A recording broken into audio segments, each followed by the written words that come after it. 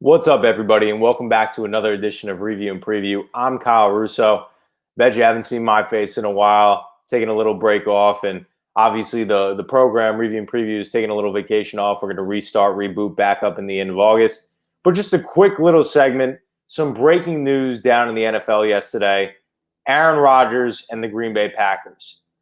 Aaron Rodgers, what seemed like a relationship that was never going to be bonded back together again, has now essentially put a Band-Aid over it. Aaron Rodgers, as of yesterday, has agreed to come back to play the 2020 season under the Green Bay Packers in a Green Bay Packer uniform.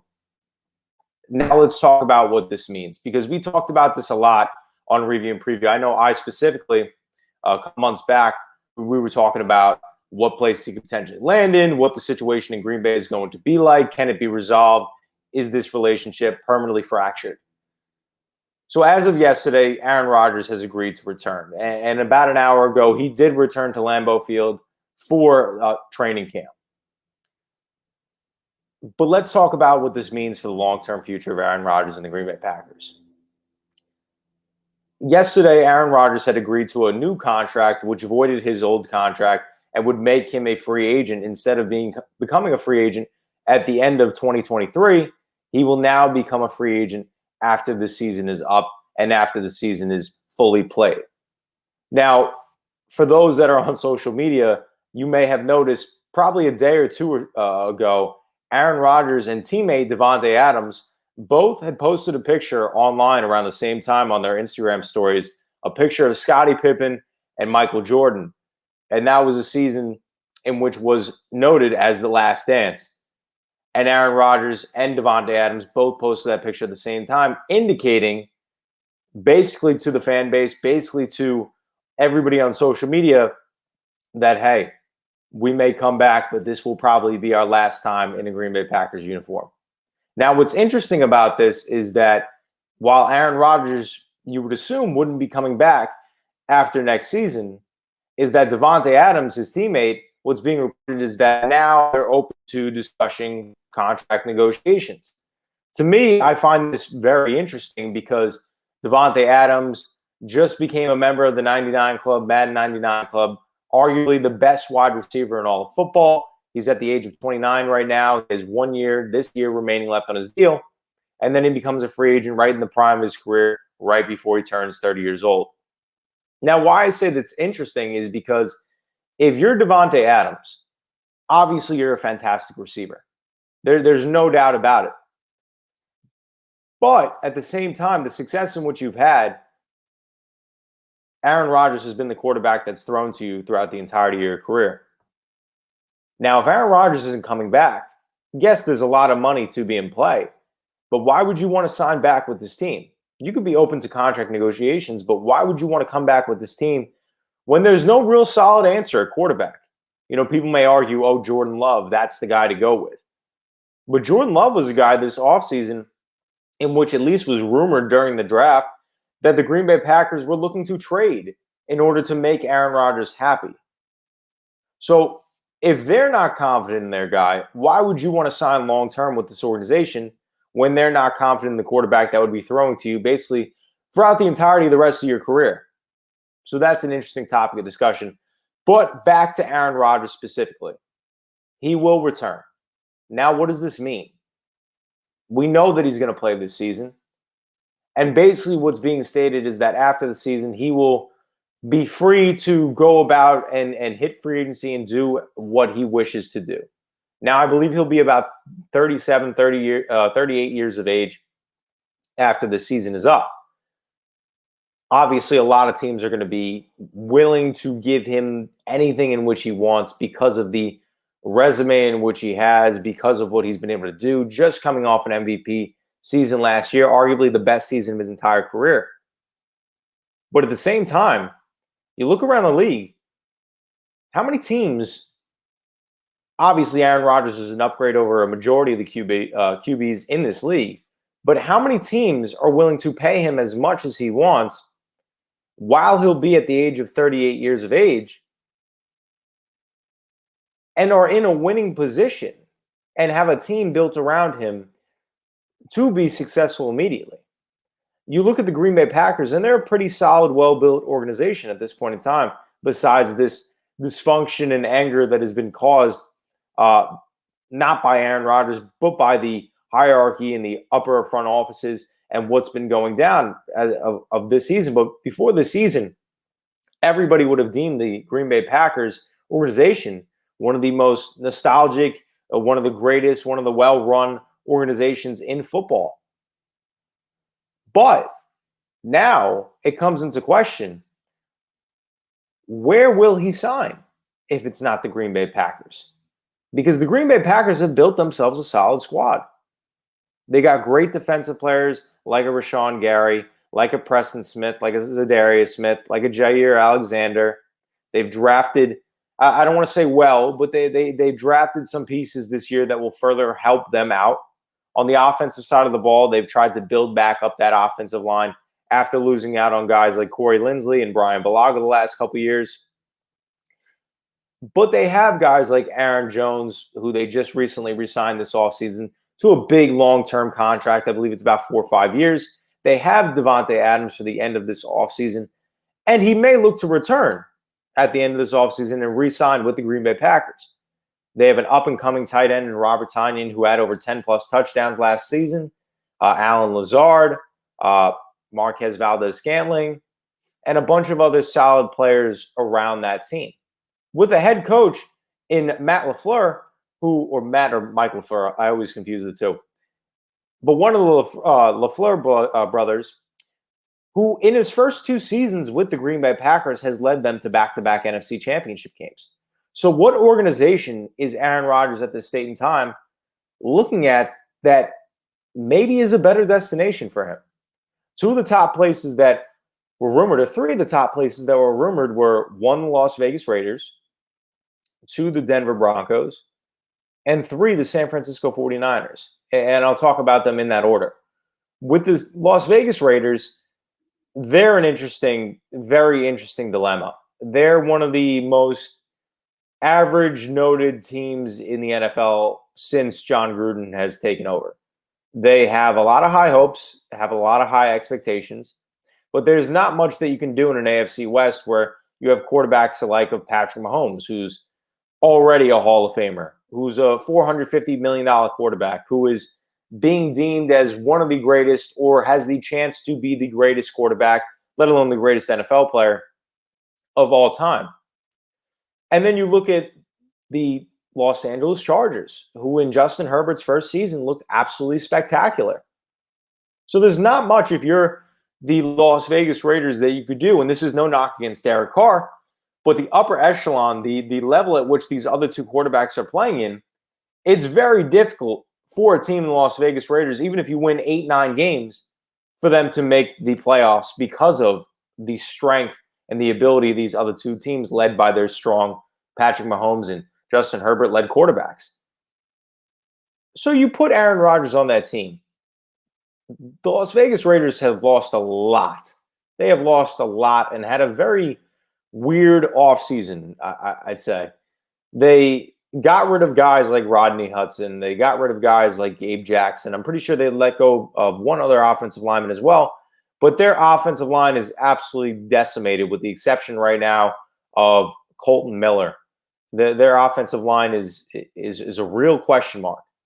And this offseason, they added a running back in Kenyon Drake from the Arizona Cardinals, who had a decent couple years with them after being traded from the Miami Dolphins to the Arizona Cardinals.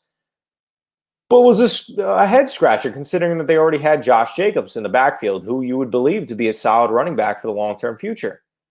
Maybe they want a dual tandem threat, maybe more versatility, catch out of the backfield. I don't know. I just think it was an interesting signing, in my personal opinion. They added a guy on the defensive side of the ball. I'm trying to think of his name. Yannick Ngakoue. There you go. Yannick Ngakoue to line up with Max Crosby, who's a great defensive player, and that could be a very, very solid edge rushing crew. But that secondary is still a major, major question mark. They have been for the last couple of years. And then you go to the offensive, back to the offensive side of the ball in the wide receiving core. You have Henry Ruggs, and that's really about it at this point in time. You have Hunter Renfrow and you have Darren Waller, Those are three solid options, but they have no depth whatsoever. They chose to uh, let go of a guy in Nelson Aguilar. He signed with the New England Patriots. And at least, as far as I can remember, they haven't really done anything to replace any of those guys. So you look at Green Bay's situation and you look at the Raiders' situation and you say to yourself, maybe they're even in terms of the teams, the weapons that they have. Maybe they're close in terms of, how many games they could win. The problem is this, is that Aaron Rodgers in the NFC, in the division in which they're in, with the likes of the Minnesota Vikings, the Detroit Lions, and the Chicago Bears, that's not as stacked of a division to win the division and win 10 plus games versus a division with the likes of Chiefs Patrick Mahomes and a Justin Herbert with the Los Angeles Chargers. So I don't think that'd be a good situation. And then within that same division of the AFC West, you move on to the Denver Broncos. And the Denver Broncos are again, another very interesting team. Signed to Melvin Gordon last year, let go of a Phillip Lindsay, have a decent offensive line. The wide receiving core features guys like Patrick Hamilton, KJ Hamler, Jerry Jeudy. You have Noah Fant at the tight end, who I think could be one of the good tight ends in this league, top 5 tight end, maybe top 7 tight end if he is able to stay healthy. That's been the knock against him in his career so far, but that's been the real struggle. And then the defensive side of the ball, the defense, they've gotten older. They've lost a couple pieces. Von Miller is probably on the last leg of his deal with the Denver Broncos. You don't know if he's going to be back after coming off a torn ACL. And then they added a guy in Patrick Surtain in the offseason and the draft. They added guys like Kyle Fuller they traded for. They brought in a Ronald Darby to improve the secondary. Vic Fangio is a defensive-minded coach. Maybe that could be a good team. Maybe that might be a better situation than the Las Vegas Raiders. But at the same point in time, in a division as stacked as having Patrick Mahomes and having Justin Herbert, even though Aaron Rodgers is phenomenal, don't get me wrong, it's going to be very, very tough for them not only to make the playoffs, but win the division. All these years being in the NFC, the division in which they're in, the NFC North, Aaron Rodgers has, I don't want to say had it easier, but with the teams like the Detroit Lions, who have struggled for years now, and teams like the Minnesota Vikings, who stay in that average 9-8 win column, and then teams like the Chicago Bears as well, who had a couple good seasons with Mitch Trubisky, but then has fallen off the last couple years as they struggle for their quarterback. Now they bring in Justin Fields. We'll see that could all turn around. But as of the last couple years, it hasn't been as difficult for Aaron Rodgers to win and get this team to the playoffs, win the division because of the division in which they play in. And then the last and final team, the San Francisco 49ers. And this is just interesting because of the fact that 24 hours before this draft goes down back in April, the San Francisco 49ers are calling up the Green Bay Packers, offering them a trade package to get Aaron Rodgers. So to me, what that indicates is that while they did draft Trey Lance out of North Dakota State with the 3rd overall pick in this year's draft, do they really believe in this guy? If 24 hours before the draft, they're looking to trade away this pick, which would essentially be used to take a quarterback to get Aaron Rodgers on their squad? Or is it because Aaron Rodgers is so good? How can you pass up on an opportunity like this? He's a California kid, been rumored to want to go back to the West Coast. Is that the case scenario? Maybe. But to me, it means that first statement that I said earlier, in which is, do they believe in Trey Lance to be their quarterback for the long-term future? And we'll see that. Obviously they drafted the guy. They believe in him to an extent to use such high draft capital on him, trade up in the draft. We got to remember, they traded from a spot in the teens, I believe, or the 12, 13 pick, I believe, all the way down to 3. And you would assume that'd be to get a quarterback, and that's exactly what they did. But at the same time, Jimmy Garoppolo is there. Again, while Jimmy Garoppolo they've been rumored to move on from the last couple seasons just because of the average play and inconsistency with not being able to stay on the field. And now drafting Trey Lance, it seems like this might be his last season with the team as they look to develop a young quarterback in Trey Lance. But will Aaron Rodgers succumb all of that? And the 49ers will still look to add him to an absolutely loaded squad of Brandon Ayuk, Deebo Samuel, George Kittle, a stacked offensive line with the likes of Trent Williams, who just signed a massive deal. That defense would Nick Bosa, unbelievable. Arik Armstead, terrific, terrific defense. So many other guys. Fred Warner just signed a massive deal. That could be a team in which they could have a lot of success with. That could absolutely be a team in which they could have a lot of success. But at the same time, look at the division that they're in. They have a division now with the 49ers in which this is probably in the AFC West, the NFC West, the most stacked division in all of football. You have Matt Stafford now with the LA Rams, who are one of the top 3 candidates, favorites to win the Super Bowl. You have Russell Wilson and the Seattle Seahawks, who are always in the mix because Russell Wilson has been an absolute beast for the Seattle Seahawks. When they've been down and haven't had the money to spend on all these players, when they've been injury prone, when their defense has been very porous, when their offensive line has been very porous, Russell Wilson has kept them in games and won them games while still competing and putting his name in the ring for MVP. Then you look at the Arizona Cardinals, a nice young and up-and-coming team. They added some decent pieces this offseason, and a Patrick Peterson. They lost to Patrick Peterson. Question that remark. But they added a J.J. Watt, who is one of the most known historical, one of the best edge rushers that football has ever seen. And obviously you're not getting the 2010s, early 2010s J.J. Watt, but you're getting a J.J. Watt who would still perform at a very high level if he stays healthy, with Chandler Jones lined up on the other side. Now it's been rumored that Chandler Jones has requested a trade, but we'll see if he stays on this team. And if he does, that defensive front is going to be fantastic. And then you go to the offensive side of the ball, they have a much improved offensive line with a young up-and-coming quarterback in Kyler Murray, who's been absolutely phenomenal and was really, really good. And I believe they would have made the playoffs last year if he had not gotten hurt in those last couple games of the season. I believe they would have made that playoff push. And then obviously DeAndre Hopkins, who's one of the best in the game. Larry Fitzgerald coming back. I'm trying to think of the other receiver that they have that's absolutely spectacular.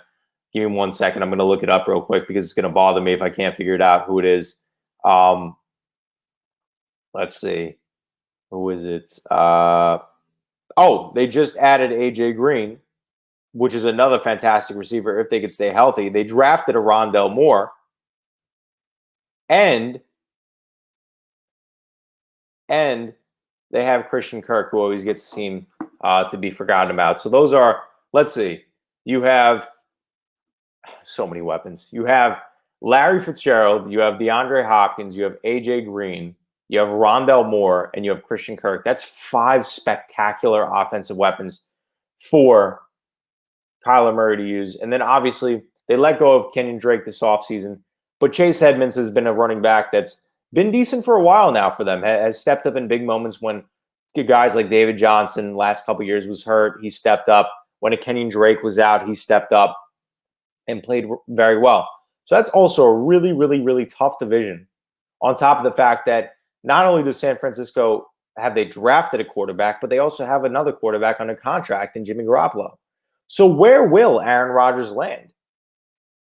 Or, as I wrap it up, or will he look to stay in Green Bay? Was this all to potentially not prove a point, but to re-up for more money, to void the contract, to re-up for more money, to have more control within the front office and show the presence of Aaron Rodgers and that, hey, the last couple years, I haven't had much of a voice in terms of what we do in the offseason and in terms of how to improve this team. But now that I've made it known what I'm willing to do to win, that I'm willing to leave this organization in which I've been with my entire career, will I be listened to? Will I be heard in the front office when decisions are being made? One of the first moves that's being rumored after this decision came out, after this last year of his contract has been voided, as this last dance potentially is going underway, where this could potentially be Aaron Rodgers' last season in Green Bay, that Aaron Rodgers wants the Green Bay Packers to trade for former teammate Randall Cobb, who's now playing with the Houston Texans, I believe. Having more power within decisions in which is made for the team. Is this all what it's about? Is it about re-upping for that new contract? Is it about having more power? Or is it about just moving on to another team? And we'll see what takes place. We'll see what takes place as the 2021-2022 season will go underway in the beginning of September. We'll see what happens. But if you're a Green Bay Packer fan, if you're a fan of football in general, watch this last season out with Aaron Rodgers and the Green Bay Packers. While I think that it'll be a little awkward, considering everybody knows the trials and tribulations that went down this offseason and what took place, enjoy it. Because Aaron Rodgers just had the best season of his career and won the MVP award. And now he's angry. He's come back to this team. He might not be motivated long-term to play for this team, but at least this year, he may show his dominance. And he may be absolutely spectacular and re-up for another MVP award. And with that being said, on that note, not knowing the futures of Aaron Rodgers, breaking that news for you, happening yesterday around 4 o'clock in the afternoon, 5 o'clock in the afternoon, sitting down, taking these last 20-something minutes to sit down. Really happy to be back on the platform. Took a little hiatus on vacation right now, but happy to get this in, happy to get my voice back out there, get my opinions. Hope you've all enjoyed.